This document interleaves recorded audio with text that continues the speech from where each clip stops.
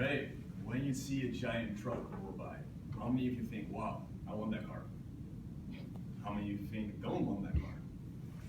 All right, as you can see, opinions differ, and that's normal because there's not one car that all of us likes. However, what interested me was why does anyone opinion differ that much? The community issue I want to inform all of you about today is fuel wastage caused by cars that are fuel inefficient. Where I'm from, you basically see zero trucks on the streets. Here you see a lot. So I was anxious to find out why you see that much trucks on the street here and not where I'm from. So I started looking at records, doing research, and looking at credible statistics. I'll be talking about why people do support inefficient cars and like them, why people do not like them, a little bit about the environmental aspect, and about possible solutions. So, first of all, why do people use and support inefficient cars?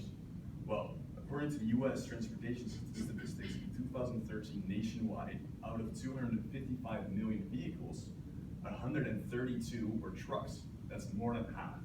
But why are trucks so popular? Take a look at North Dakota. North Dakota is most of all an agricultural state, and the best car you can have if you live on a ranch or a farm is a truck. It's useful. You have a giant trunk where you can put a lot of machinery in, and it's reliable. It won't break down. Also, big trucks like big SUVs are considered safer because you're high above the ground, and in the event of a collision, you're safer than, let's say, a small car. So both these points make trucks or big SUVs desirous. Now, on the contrary, why do people not like big trucks? Well, because they're fuel inefficient.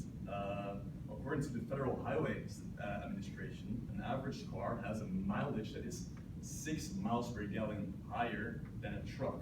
So either people don't like that they're fuel efficient because they care about the environment, or they just don't have the money to pay that much more on gas.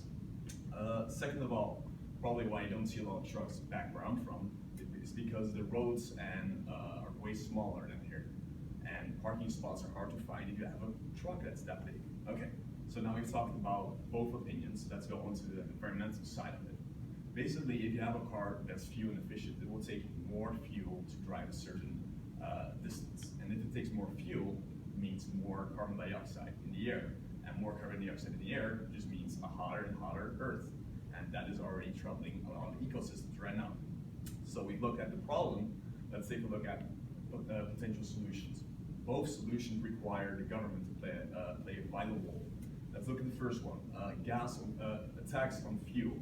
If the government would impose a tax on fuel, it will mean fuel will just get more and more expensive. This will make people think twice about buying a car that's fuel efficient because it's going to cost them a lot more.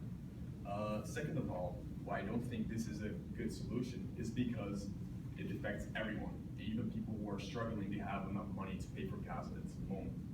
The second solution I have is gas on inefficient cars. Actually, there is already sort of a law right now, according to the United States Environmental Agency, states that the Gas Guzzler Act is a law that whenever a manufacturer or car manufacturer manufactures a car that has a mileage below a certain level, they have to pay a tax.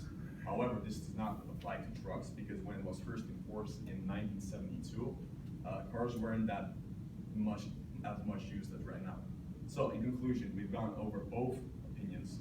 We've talked a bit about the environmental issue, and we've talked a bit about solutions. I, however, don't think this solution will be solved in the next coming 5 years. However, I do hope that after this speech, each and every one of you will be able to make a well-informed decision on how they either support inefficient cars or are against it.